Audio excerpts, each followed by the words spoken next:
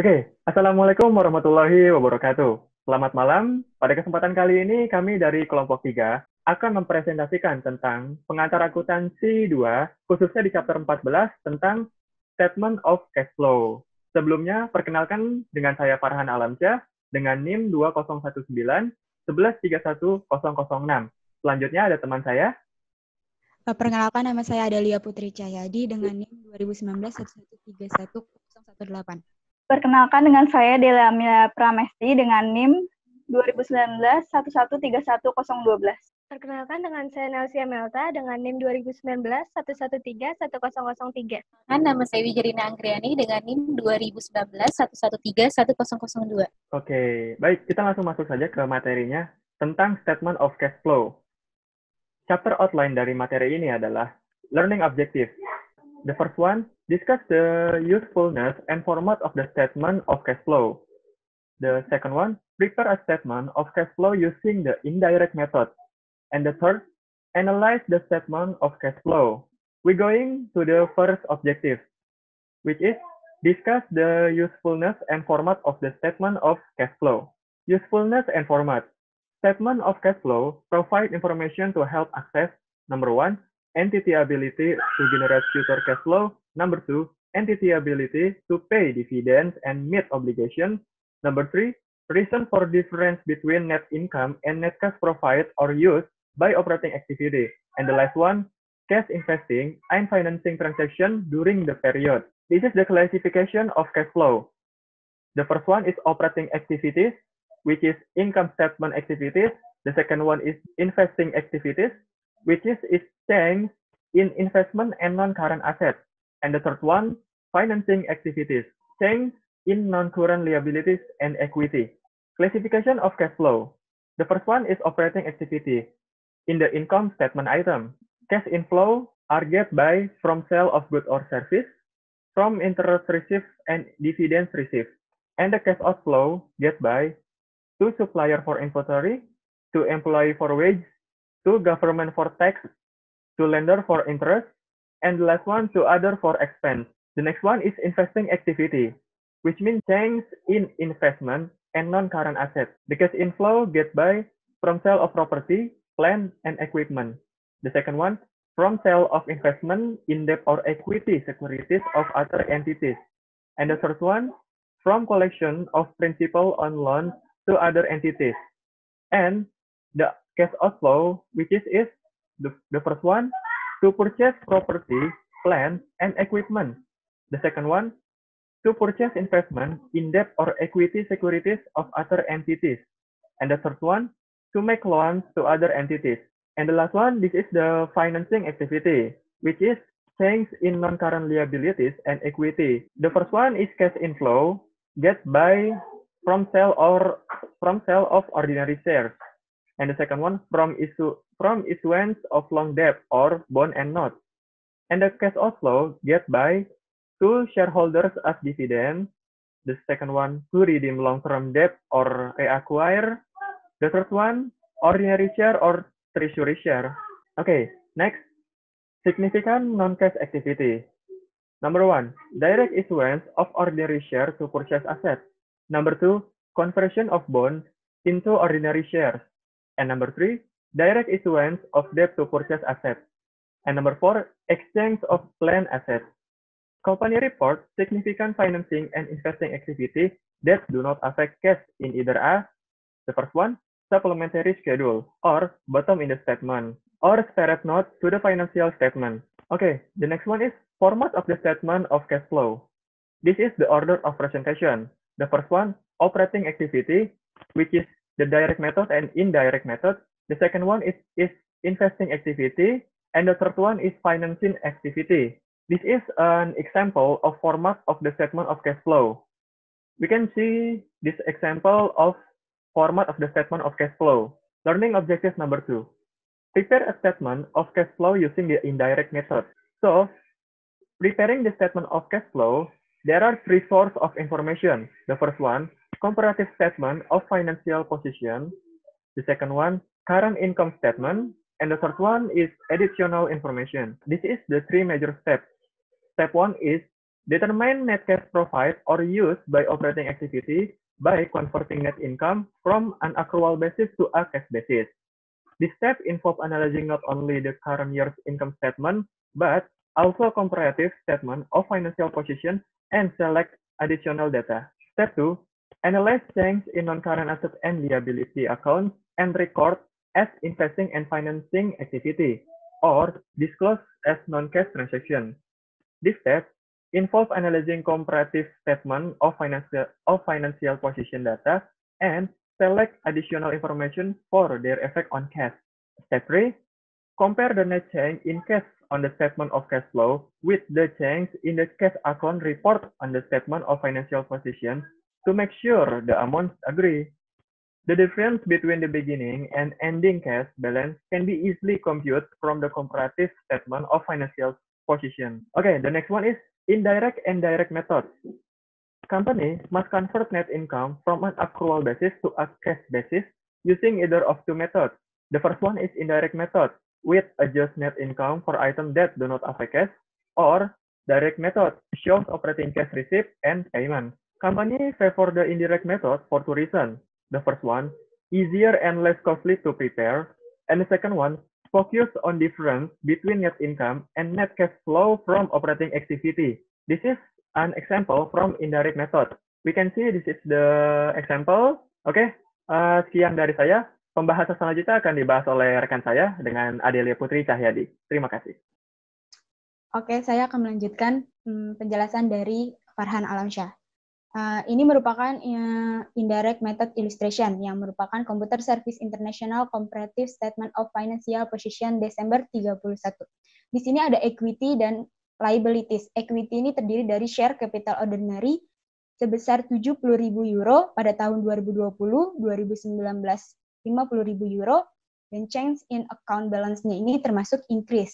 Terus ada retained earning-nya 164.000 pada tahun 2020, dan pada tahun 2019 ada 48.000. Change in account balance-nya ini termasuk increase. Non-current liabilities ini terdapat bond payable pada tahun 2020 sebesar 130.000, dan pada tahun 2019 sebesar 20.000. Change in accounts balance-nya ini termasuk increase. Terus selanjutnya ada current liabilities. Account yaitu terdiri dari account payable. Di sini pada tahun 2020 sebesar 28.000 dan pada tahun 2019 sebesar 12.000. Change in account balance-nya ini termasuk increase. Terus selanjutnya ada income tax payable. Pada tahun 2020 sebesar 6.000 dan pada tahun 2019 sebesar 8.000. Change in accounts balance-nya ini termasuk decrease.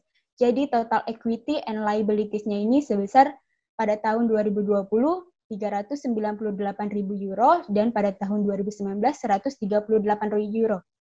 Terus ini merupakan ilustrasi yang tadi, yaitu merupakan Computer Service International Income Statement for the year ended Desember 31, 2020. Di sini terdapat sales revenue sebesar 507.000 euro dan COGS-nya sebesar 150.000 euro. Operation expense-nya itu ada 111.000 dan depreciation expense-nya sebesar 9.000. Loss on disposal of plant asset-nya sebesar 3.000, interest expense-nya sebesar 42.000. Dijumlah semua menjadi 315.000. Terus masukkan income before income tax-nya sebesar 192.000, lalu income tax expense-nya 47.000, dan menghasilkan net income-nya sebesar 145.000 euro. Oke, selanjutnya ada informasi tambahan untuk 2020. Biaya penusutan terdiri dari 6.000 euro untuk pembangunan dan 3.000 euro untuk peralatan. Terus selanjutnya yang kedua ada perusahaan menjual peralatan dengan nilai buku sebesar 7.000 euro. Biaya 8.000 euro dikurangi akumulasi penyusutan sebesar 1.000 dengan uang tunai sebesar 4.000 euro sebagai tunai.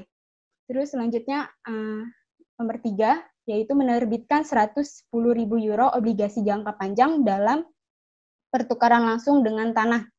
Yang keempat, sebuah bangunan seharga €120.000 dibeli secara tunai, peralatan seharga €25 juga dibeli secara tunai. Terus yang kelima ada menerbitkan saham biasa dengan uang tunai sebesar €20.000 cash atau tunai. Terus selanjutnya yang keenam adalah perusahaan mengumumkan dan membayar dividen tunai sebesar €29.000. Terus selanjutnya ada step 1 operating activities atau langkah pertama kegiatan operasi, yaitu tentukan kas bersih yang disediakan atau digunakan oleh aktivitas operasi dengan mengubah penghasilan bersih dari dasar akrual ke dasar kas. Penyesuaian akrual ke dasar kas, yaitu penyesuaian umum terhadap laba rugi bersih. Pertama itu ada tambahkan kembali biaya non-tunai yang terdiri dari biaya penyusutan dan amortisasi. Yang kedua, kurangi keuntungan dan tambahkan kerugian yang dihasilkan dari aktivitas investasi dan pendanaan. Yang ketiga, menganalisis perubahan pada aset lancar non-tunai dan akun kewajiban lancar. Terus selanjutnya, ini ada question tentang yang step 1, operation activities. Mana yang merupakan contoh arus kas dari aktivitas operasi. Yang A ini ada pembayaran tunai kepada pemberi pinjaman untuk bunga. Yang B, penerimaan uang tunai dan penerbitan saham biasa. Yang C, pembayaran dividen tunai kepada pemegang saham perusahaan. Yang D, bukan dari salah satu di atas. Dari pernyataan di atas, yang merupakan arus kas dari aktivitas operasi yaitu yang A. Karena arus kas dari aktivitas operasi yaitu merupakan pembayaran tunai kepada pemberi pinjaman untuk bunga. Terus selanjutnya step 1 depreciation expense, yaitu langkah pertama biaya penyusutan. Meskipun biaya penyusutan mengurangi laba bersih, itu tidak mengurangi uang tunai. Perusahaan harus menambahkan kembali ke laba bersih. Seperti di contoh, cash flow from operating activities, yang ini terdiri dari income sebesar €145.000 dan adjustment to reconcile net income to net cash provided by operating activities, yaitu depreciation expense sebesar €9.000 yang menghasilkan net cash provided by operating activities yang menghasilkan €154.000. Oke, selanjutnya step 1 loss on disposal of plant asset. Ya, perusahaan harus melaporkan uang tunai yang diterima dari penjualan pembuangan aset pabrik di bagian kegiatan investasi karena itu. Yang pertama itu ada setiap kerugian penjualan ditambahkan ke laba bersih di bagian operasi. Yang kedua, setiap keuntungan penjualan dikurangi dari laba bersih di bagian operasi. Nah, ini selanjutnya ilustrasi dari langkah yang pertama. Di sini ada cash flow from operating-nya. Ini ada net income sebesar €145.000, adjustment to reconcile net income to net cash provided by operating activities-nya. Di sini ada depreciation expense yang tadi 9.000 yang sebelumnya, terus ada loss on disposal of plant asset sebesar 3.000. Ini dijumlah menghasilkan 12.000 yang menghasilkan jadinya net cash provided by operating activities-nya sebesar €157.000. Oke, selanjutnya ada step 1 change to not cash current asset account. Langkah pertama perubahan ke akun aset lancar non-tunai untuk sampai pada kas bersih yang disediakan oleh kegiatan operasi. Yang pertama, pengurangan dari kenaikan laba bersih dalam akun aset lancar. Yang kedua, tambahan ke penurunan laba bersih dalam akun aset lancar. Terus yang selanjutnya, step 1 change yang tadi lanjutan dari sebelumnya. Ketika saldo piutang usaha menurun, penerimaan kas lebih tinggi dari pendapatan penjualan. Perusahaan menambah laba bersih penjualan penurunan piutang. Di sini ada pada tanggal 1 bulan 1 tahun 2020, balance-nya itu adalah 30.000, sales revenue-nya 507.000, receipt from customer-nya 517.000. Dan pada akhir tahun, yaitu pada bulan 12 tanggal 31 2020, balance-nya senilai 20.000. Oke, selanjutnya yang tadi masih pembahasan. Ketika saldo persediaan meningkat, biaya barang dagang yang dibeli melebihi harga pokok penjualan. Harga pokok penjualan tidak mencerminkan pembiayaan tunai yang dilakukan untuk barang dagangan. Perusahaan mengurangi laba bersih dari peningkatan persediaan.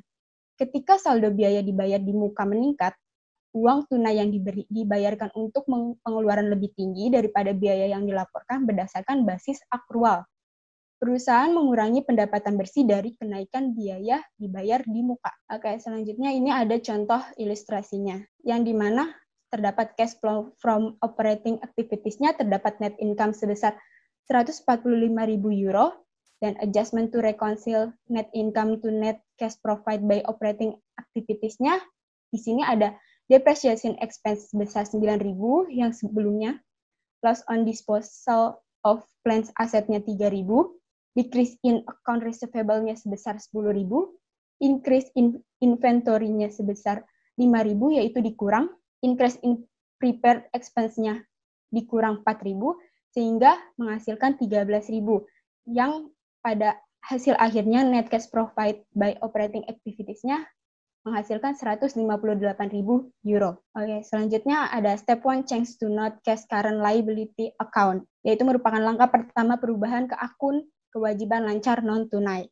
Untuk sampai pada kas bersih yang disediakan oleh kegiatan operasi, yaitu dikurangi dari penurunan laba bersih dalam akun kewajiban lancar. Terus yang kedua, tambahan ke peningkatan laba bersih dalam akun kewajiban lancar. Selanjutnya, lanjutan yang sebelumnya, ketika hutang akun meningkat, perusahaan menerima lebih banyak barang daripada sebenarnya dibayarkan. Kenaikan ditambahkan ke laba bersih untuk menentukan kas bersih yang disediakan oleh aktivitas operasi. Ketika hutang pajak penghasilan menurun, beban pajak penghasilan yang dilaporkan pada laporan laba rugi kurang dari jumlah pajak yang dibayarkan selama periode tersebut. Penurunan tersebut dikurangkan dari laba bersih untuk menentukan kas bersih yang disediakan oleh aktivitas operasi. Ini merupakan ilustrasi dari yang sebelumnya. Ini terdapat cash flow from operating corporation activities-nya, yaitu net income-nya sebesar 145.000 euro, adjustment to reconcile net income-nya to net cash provided by operating activities-nya.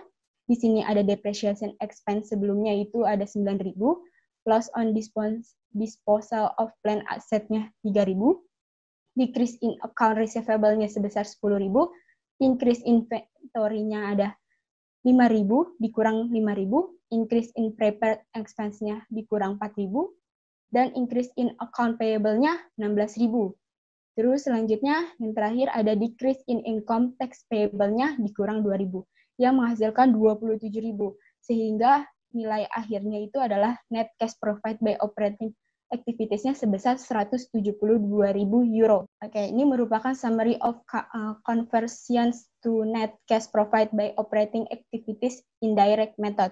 Di sini ada non-cash charge, di mana ini terdapat depreciation expense, patent amortizing expense, yang berarti di sini ada depreciation expense ini berarti menambah, dan patent amortization-nya juga menambah. Terus yang kedua ada gains and loss, yaitu di sini ada kerugian pelepasan aset pabrik dan keuntungan atas pelepasan aset pabrik.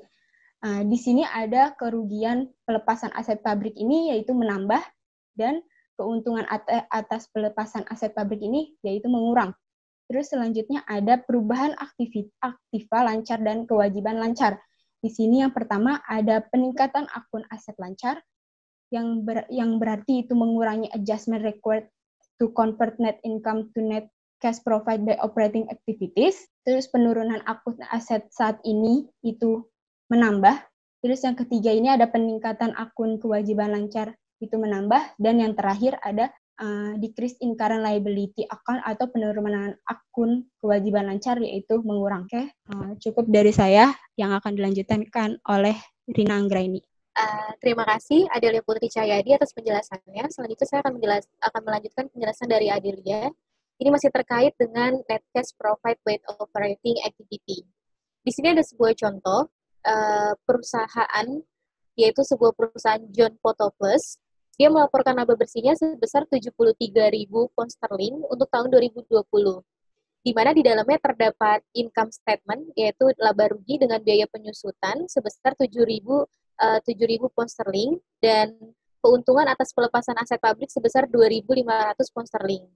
Lalu John melaporkan posisi keuangan kooperatif dan menunjukkan saldo sebagai berikut. Di sini terdapat account receivable atau piutang, lalu ada account payable atau hutang. Account receivable pada utang di tahun 2019 sebesar 17.000, lalu di tahun 2020 terjadi peningkatan sebesar 21.000. Jadinya increase ya. Selanjutnya ada account payable yaitu hutang. Di tahun 2019 sebesar 6.000, lalu tahun 2020 mengalami penurunan sebesar 2.200. Nah, perhitungan tersebut adalah yang disediakan oleh tim perusahaan. Ini adalah perhitungan aktivitas perusahaan dari account receivable dan account payable. Selanjutnya, di sini adalah sebuah cash flow from operating activity, di mana di dalamnya ada sebuah net income atau laba bersih sebesar 73.000 pound sterling, lalu ada adjustment to reconcile net income to net cash provided by operating activities, di dalamnya terdapat depreciation expense atau biaya penyusutan, lalu ada gain on disposal of plant asset, yaitu keuntungan atas pelepasan aset pabrik, lalu ada increase in account receivable sebesar 4.000, lalu ada decrease in account payable sebesar 3.800. Dari semuanya ini mendapatkanlah sebuah net cash provided by operating activity sebesar 69.700 pound sterling. Selanjutnya, step kedua, masih berkaitan dengan investasi dan pembiayaan kegiatan.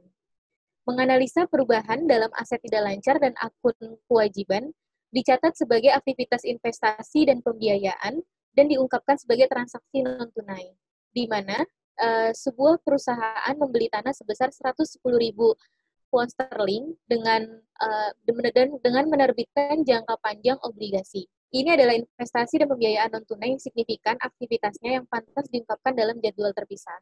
Lalu ada informasi tambahan yang diperoleh dari perusahaan untuk membangun sebuah gedung dengan biaya sebesar 120.000 pound sterling secara tunai.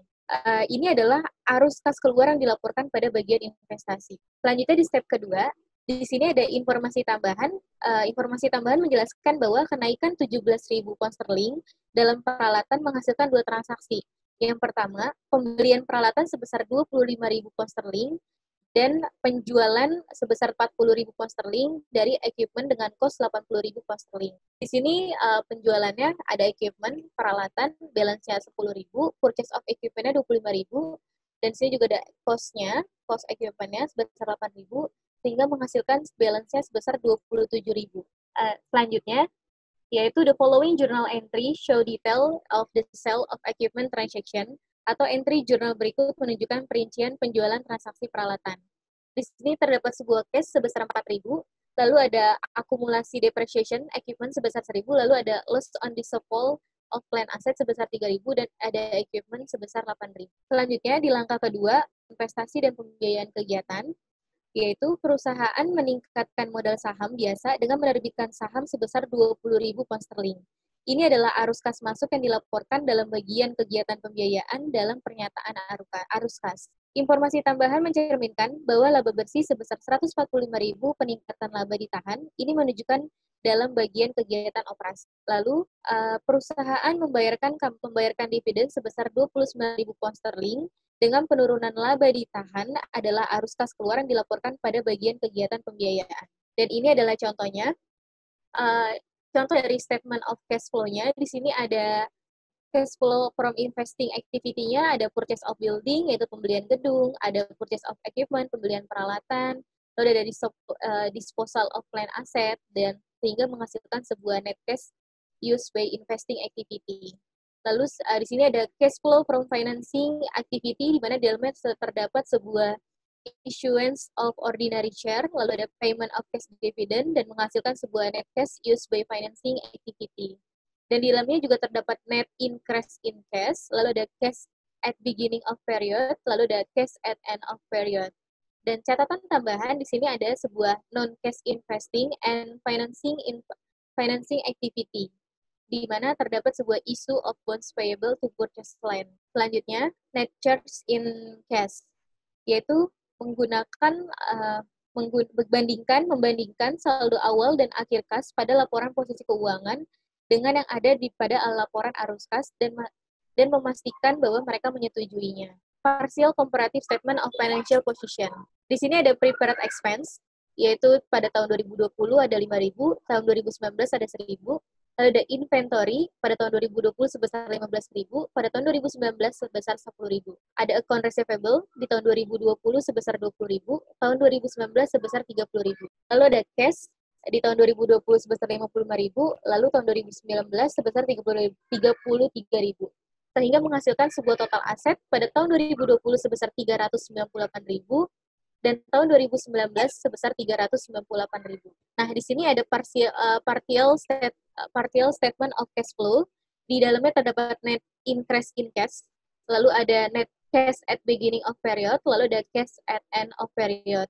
Cash at end of period ini didapat dari net increase in cash ditambah cash at beginning of period, sehingga menghasilkan sebuah nominal sebesar 55.000 pound sterling. Selanjutnya, di sini ada metode tidak langsung atau indirect method. Gunakan laporan korporasi posisi keuangan, laporan penghasilan, dan tambahan untuk menyiapkan laporan arus kas menggunakan metode tidak langsung. Informasi tambahan di dalamnya dalam ribuan US dollar, NT US dollar. Yang pertama ada operating expense include depreciation expense, yaitu biaya operasi termasuk biaya penyusutan sebesar 33.000 US dollar. Yang kedua ada equipment with 41.000 US dollar dengan book value sebesar 36.000 was sold for dengan dijual. Jadi di sini ada equipment dengan cost 41.000 dengan nilai buku sebesar 36.000 dan dijual seharga 34.000 US dollar secara cash. Lalu yang ketiga, di sini ada tanah yang dijual dengan nilai buku untuk uang tunai. Lalu yang keempat ada interest expense, yaitu ada biaya bunga sebesar 12.000 US dollar dan dibayarkan secara tunai. Lalu yang kelima, di sini ada equipment with a cost, yaitu ada peralatan dengan biaya 166.000 dan dijual secara tunai. Dibeli, was purchased for cash, yaitu dibeli secara tunai. Lalu ada yang keenam, di sini ada obligasi senilai 10.000. Obligasi senilai 10.000 ditukarkan dengan nilai tunai. Lalu ada ordinary share, yaitu yang ketujuh. Ordinary share ini adalah saham biasa dari 100 dengan nilainya 1 par value, yaitu sebesar 130.000 dikeluarkan untuk uang tunai. Lalu yang kedelapan ada cash dividend, yaitu dividen tunai sebesar 55.000, di mana diumumkan dan dibayarkan pada tahun 2020. Lalu yang kesembilan ada saham biasa sebesar 30.000, diterbitkan sebagai ganti tanah. Selanjutnya di sini ada contoh dari indirect method, yaitu Dragon Ltd Comparative Statement of Financial Position pada Desember tanggal 31. Di sini terlihat perbedaan antara tahun 2020 dan tahun 2019. Di sini ada sebuah land terjadi kenaikan pada tahun 2020 sebesar 5.000 pound sterling. Lalu ada building ini masih sama, tidak ada kenaikan ataupun penurunan. Lalu ada accumulative depreciation building, yaitu penyusutan dari sebuah gedung. Di sini ada mengalami kenaikan. Lalu ada equipment mengalami kenaikan juga. Lalu ada accumulative depreciation of equipment juga mengalami kenaikan. Lalu ada prepared expense. Prepared expense di sini mengalami penurunan pada tahun 2020. Dan ada inventory, yaitu mengalami kenaikan. Account receivable juga mengalami kenaikan. Lalu ada cash yang mengalami kenaikan. Sehingga di total dari semuanya pada tahun 2020 sebesar 599.000 US dollar, tahun 2019 386.000 US dollar. Selanjutnya, di sini ada masih indirect method, yaitu dari perusahaan Dragon Ltd. Comparative Statement of Financial Position pada akhir tahun di tanggal 31 Desember. Di mana di dalamnya terdapat sebuah equity dan liability. Equity dan liability ini di dalamnya terdapat sebuah akun dari share capital ordinary, ada retained earnings, lalu ada bonds payable, ada account payable, ada accurate expense payable. Sehingga menghasilkan sebuah total perbandingan antara tahun 2020 dan tahun 2019 apakah mengalami kenaikan ataupun penurunan. Di sini terjadi kenaikan pada dua akun, yaitu bonds payable dan account payable. Selanjutnya di sini masih yang sama, indirect method, tapi di sini menjelaskan tentang income statement pada akhir tahun di tanggal 31 Desember. Di dalamnya terdapat sebuah sales revenue, lalu ada COGS atau cost of goods sold, lalu ada operating expense, ada interest expense, ada loss on disposal of plant asset, dan menghasilkan sebuah income before income tax. Dan terdapat income tax expense sebesar 65.000 dan menghasilkan sebuah net income sebesar 120.000 US dollar. Nah, selanjutnya di sini ada solutionnya. Solutionnya di sini ada Dragon Ltd, masih sama contohnya, example-nya, statement of cash flow indirect method. Cash flow from operating activity, di sini terdapat sebuah net income.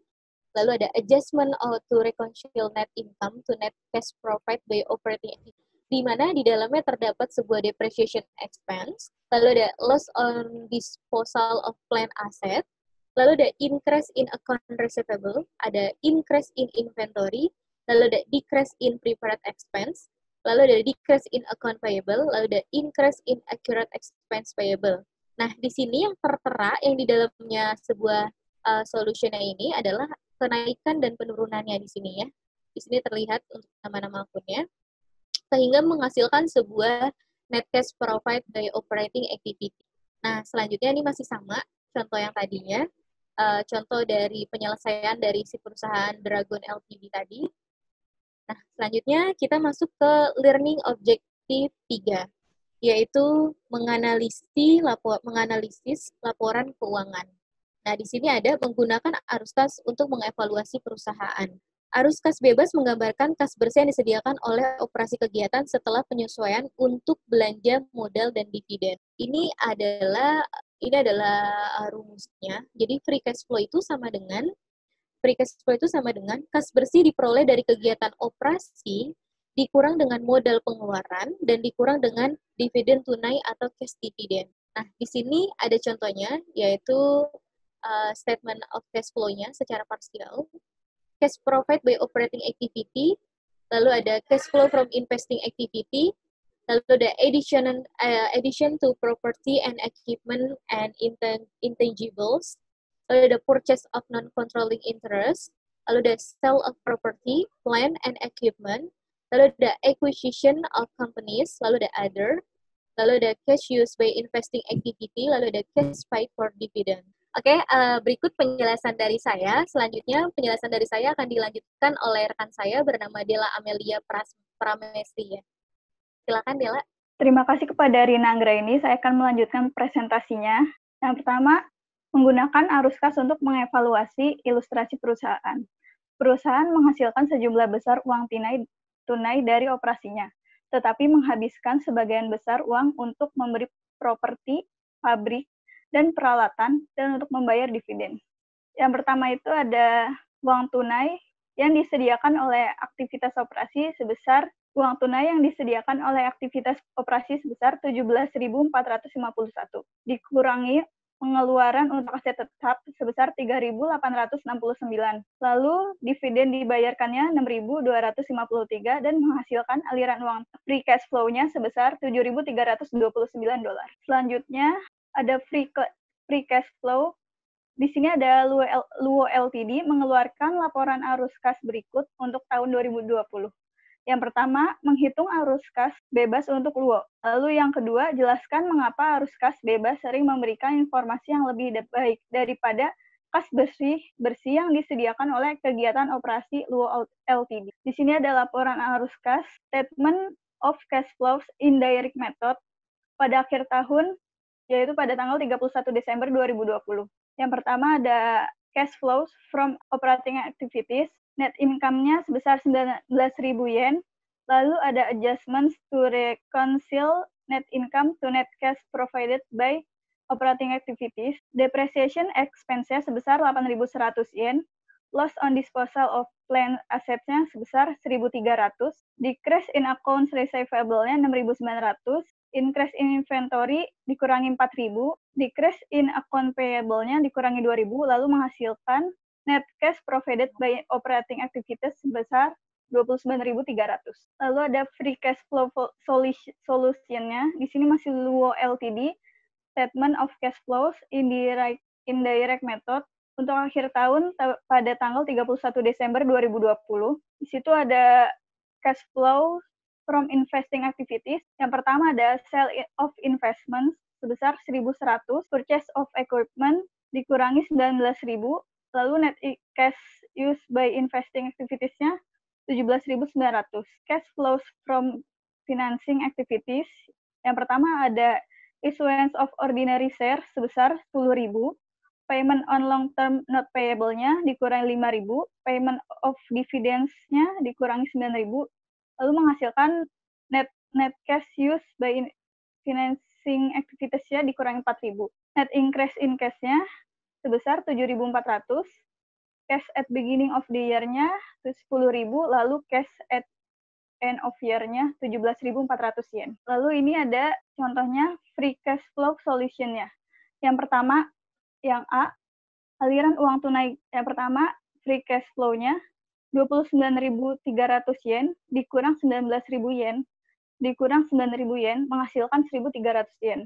Yang B, kas bersih yang diperoleh dari kegiatan operasi gagal untuk memperhitungkan bahwa perusahaan harus berinvestasi dalam aset pabrik baru hanya untuk mempertahankan tingkat operasi saat ini. Perusahaan juga harus mempertahankan dividen pada level saat ini untuk memuaskan investor.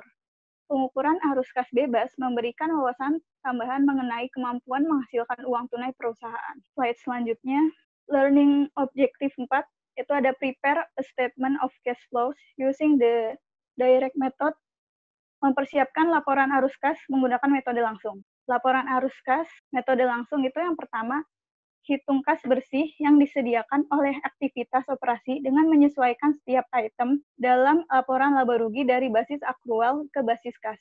Yang kedua, perusahaan hanya melaporkan kelas utama penerimaan kas operasi dan pembayaran tunai. Yang ketiga, untuk kelas-kelas utama ini, perbedaan antara penerimaan kas dan pembayaran tunai adalah kas bersih yang disediakan oleh kegiatan operasi. Selanjutnya, di sini ada direct method illustrate. Contohnya ini ada Computer Service International Comparative Statements of Financial Position pada 31 Desember. Asetnya ini ada Property, Plant and Equipment pada 2020 130.000 euro, pada 2019 20.000 euro, mengalami kenaikan sebesar 110.000 euro. Lalu di sana ada land mengalami kenaikan sebesar 120.000 euro, buildings-nya mengalami kenaikan sebesar 6.000, accumulated depreciation buildings-nya mengalami kenaikan sebesar 17.000, accumulated depreciation equipment-nya mengalami kenaikan sebesar 2.000. Lalu di sini ada current asset-nya. Yang pertama prepaid expense mengalami kenaikan sebesar 4.000, inventory-nya mengalami kenaikan 5.000, akun receivable-nya mengalami penurunan 10.000, lalu cash-nya mengalami kenaikan sebesar 22.000. Jadi total asetnya yang 2020 398.000 euro dan yang 2019 sebesar 138.000 euro. Sini masih ada direct method illustrate-nya, Computer Service International Comparative Statement of Financial Position pada 31 Desember. Sini ada equity and liabilities. Yang pertama ada equity, yaitu ada share capital ordinary pada tahun 2020 sebesar 70.000 euro, 2019 50.000 euro, sehingga mengalami kenaikan sebesar 20.000 euro.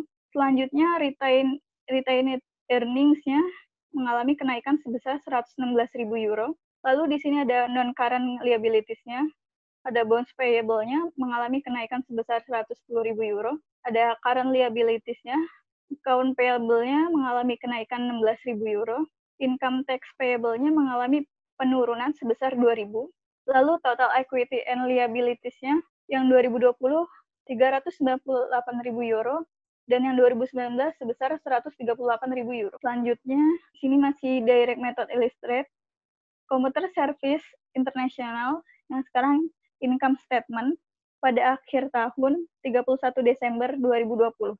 Di sini ada sales revenue atau pendapatan penjualannya sebesar 507.000 euro, COGS-nya 150.000 euro, operating expense-nya excluding depreciation 111.000 euro, lalu ada depreciation expense atau beban penyusutan sebesar 9.000, loss on disposal of plant assets-nya sebesar 3.000, interest expense-nya 42.000, lalu income before income tax-nya sebesar 192.000, income tax expense-nya sebesar 47.000, menghasilkan net income-nya sebesar 145.000 euro. Di sini ada informasi tambahan untuk 2020.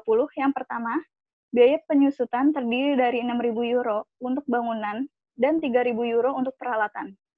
Yang kedua, perusahaan menjual peralatan dengan nilai buku 7.000 euro, biaya 8.000 euro dikurangi akumulasi penyusutan sebesar 1.000 euro, dengan uang tunai sebesar 4.000 euro. Yang ketiga, menerbitkan 110.000 euro obligasi jangka panjang dalam pertukaran langsung dengan tanah. Yang keempat, sebuah bangunan seharga 120.000 euro dibeli untuk uang tunai. Peralatan seharga 25.000 euro juga dibeli secara tunai. 5. Mengeluarkan saham biasa dengan uang tunai 20.000 euro. Lalu yang terakhir, perusahaan mengumumkan dan membayar dividen tunai sebesar 29.000 euro. Langkah pertama dalam operating activities yaitu tentukan kas bersih yang disediakan atau digunakan oleh aktivitas operasi dengan mengubah penghasilan bersih dari dasar akrual ke dasar kas. Perusahaan menyederhanakan dan menyingkat bagian aktivitas operasi dari laporan arus kas dan melaporkan hanya kelas utama penerimaan kas operasi dan pembayaran tunai. Selanjutnya, perusahaan mengurangi pembayaran tunai dari penerimaan kas untuk sampai pada kas bersih yang disediakan oleh kegiatan operasi. Lalu yang terakhir, cara yang efisien untuk menerapkan metode langsung adalah dengan menganalisis item yang dilaporkan dalam laporan laba rugi sesuai urutannya. Lalu di sini ada yang angka pertama kegiatan operasinya. Di sini ada cash receipts atau memberikan tanda terima dikurangi dengan cash payment, pembayaran tunai sama dengan net cash provided by operating activities, kas bersih diperoleh dari aktivitas operasi.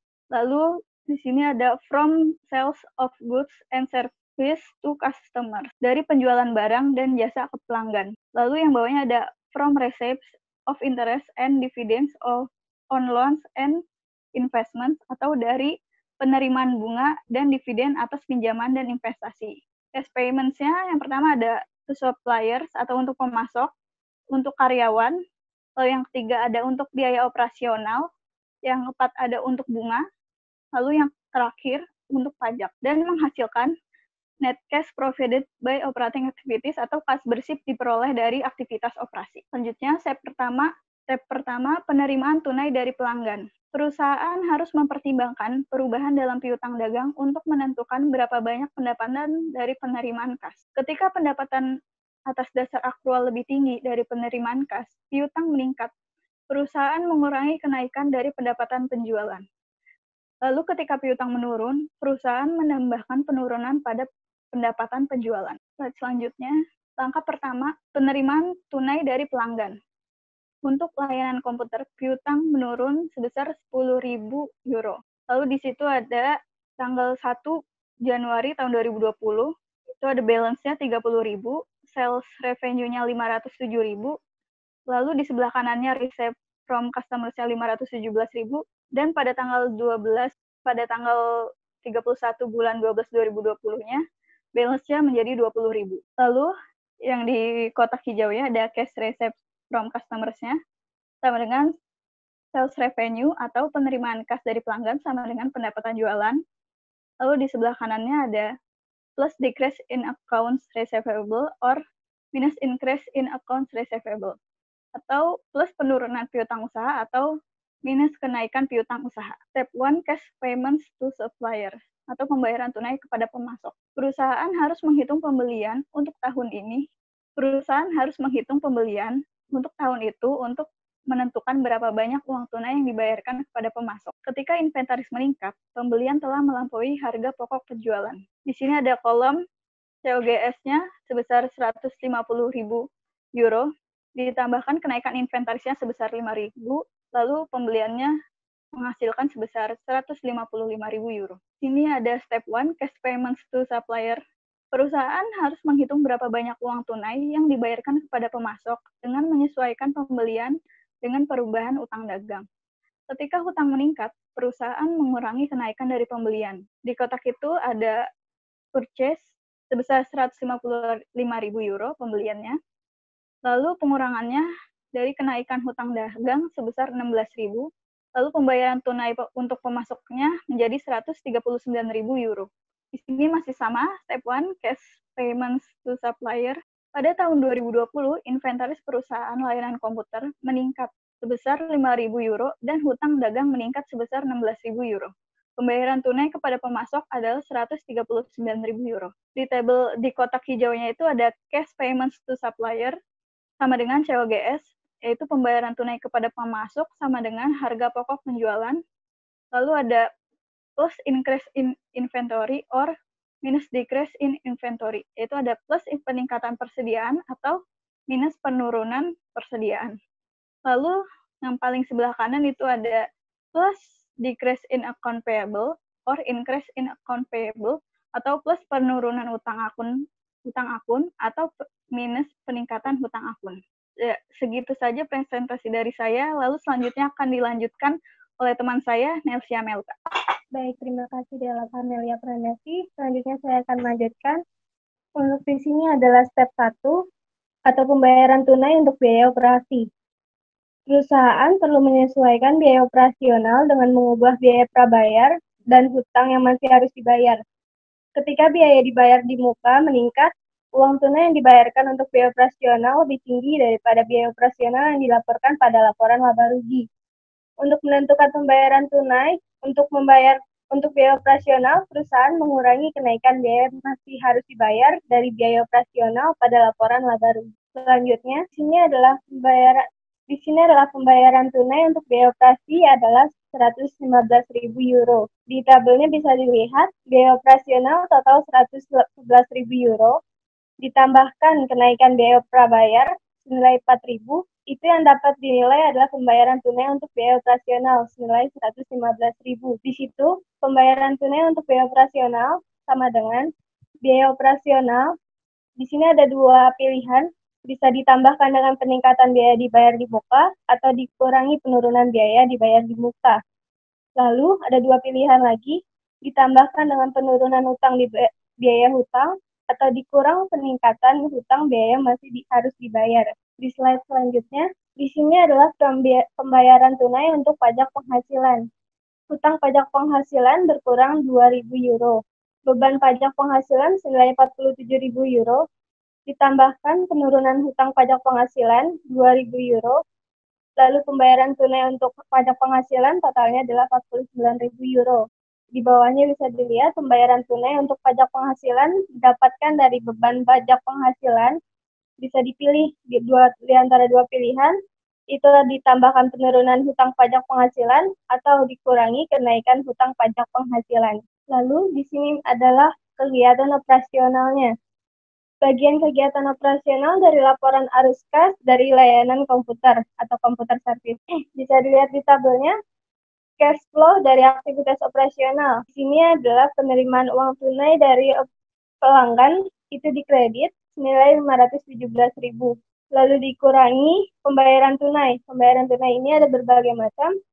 Untuk pemasok senilai 139.000, untuk biaya operasional 115.000, untuk biaya bunga 42.000, untuk pajak penghasilan 49.000, semuanya ada di debit. Total yang didebat itu 345 euro. Kas bersih diperoleh dari aktivitas operasi itu berada di kredit senilai 172 euro. Di sini adalah aktivitas investasi dan pembiayaan. Menganalisa perubahan dalam akun aset tidak lancar dan akun liabilitas dan mencatat sebagai aktivitas investasi dan pembiayaan atau mengungkapkan sebagai transaksi non-tunai. Aktivitas investasi dan pendanaan diukur dan dilaporkan dengan cara yang sama, baik dengan metode langsung maupun tidak langsung. Di sini bisa dilihat untuk peralatan yang dibeli seharga 25.000 euro dan dijual seharga 4.000 euro. Dengan biaya 8.000 euro, nilai bukunya adalah 7.000 euro. Bisa dilihat di tanggal 1 bulan 1, nilai balance adalah 10.000. Purchase of equipment-nya 25.000. Terus di sebelah kanan itu cost of equipment sold-nya 8.000. Di akhir tahun 2020, balance-nya jadi senilai 27.000. Cash-nya adalah 4.000. Accumulated depreciation equipment-nya 1.000. Loss on disposal of plant asset 3.000. Jadi totalnya itu equipment 8.000. Di sini peningkatan lahan, tanah meningkat 110.000 euro. Perusahaan membeli tanah sebesar 110.000 euro dengan menerbitkan obligasi, termasuk dalam transaksi investasi dan pendanaan non-tunai yang signifikan. Lalu peningkatan bangunan, mengakuisisi gedung dengan uang tunai senilai 120.000 euro, termasuk transaksi investasi. Lalu kenaikan hutang obligasi meningkat 110.000 euro. Perusahaan mengakuisisi tanah dengan menukar obligasi dengan tanah. Transaksi ini termasuk dalam transaksi investasi dan pendanaan non-tunai yang signifikan. Lalu selanjutnya, peningkatan modal saham biasa. Peningkatan modal saham biasa senilai 20.000 euro. Kenaikan tersebut diakibatkan oleh penerbitan saham baru. Ini termasuk dalam transaksi pembiayaan. Peningkatan laba ditahan. Peningkatan bersih senilai 116.000 euro dalam laba ditahan dihasilkan dari laba bersih 145.000 euro dan deklarasi dan pembayaran dividen tunai sebesar 29.000 euro. Transaksi ini termasuk pembiayaan atau kas dividen. Di slide ini bisa dilihat perubahan bersih dalam uang tunai. Salah. Ulang. Di slide ini bisa dilihat statement of cash flow direct method. Jadi bisa dilihat Computer Service Internasionalnya, cash flow from operating activities, cash received from customer-nya senilai 917.000 euro, dikurangi cash payment to supplier 139.000, for operating expense 115.000, for income tax 49.000, for interest expense-nya 42.000, yang totalnya 345.000. Jadi net cash provided by operating activities-nya itu 172.000 ada di kredit. Masih selanjutnya ini ada statement of cash flows direct method-nya. Bisa dilihat cash flow from investing activities, purchase of building, purchase of equipment, disposal of pen asset dengan total yang digunakan itu 141.000. Bisa dilihat di bawahnya itu insurance of bonds payable to purchasers, totalnya adalah 110.000. Di slide ini adalah perubahan bersih dalam uang tunai. Bandingkan perubahan bersih dalam tunai pada laporan arus kas dengan perubahan dalam akun kas yang dilaporkan pada laporan keuangan untuk memastikan jumlahnya tepat atau disetujui. Di sini dibandingkan dari tahun 2020 dan 2019. Untuk prepaid expense-nya di tahun 2020 itu 5.000, di tahun 2019 1.000, inventory 25.000. Inventory 25.000 untuk tahun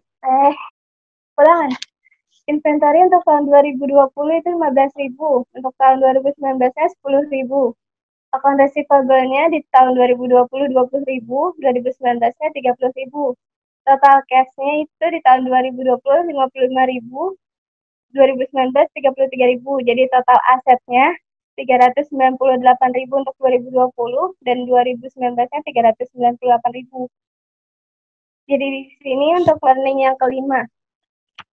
Gunakan pendekatan tiap account untuk menyiapkan cash flow. Perubahan uang tunai sama dengan perubahan dalam semua laporan akun keuangan lainnya. Jika kita analisa perubahan dalam semua laporan akun keuangan, posisi non-tunai, kita akan menjelaskan perubahan dalam akun kas. Di slide ini bisa dilihat tabelnya, itu ada di kiri dan di kanan. Untuk cash operating, investing, dan financing. Untuk totalnya itu ada 70. Untuk totalnya adalah 22.000 semua. Untuk slide selanjutnya, di sini ada account receivable, inventory, buildings, accumulated depreciation building, account payable, income tax payable, bond payable, prepaid expense, land, equipment, accumulated depreciation equipment, share capital ordinary, dan retained earnings.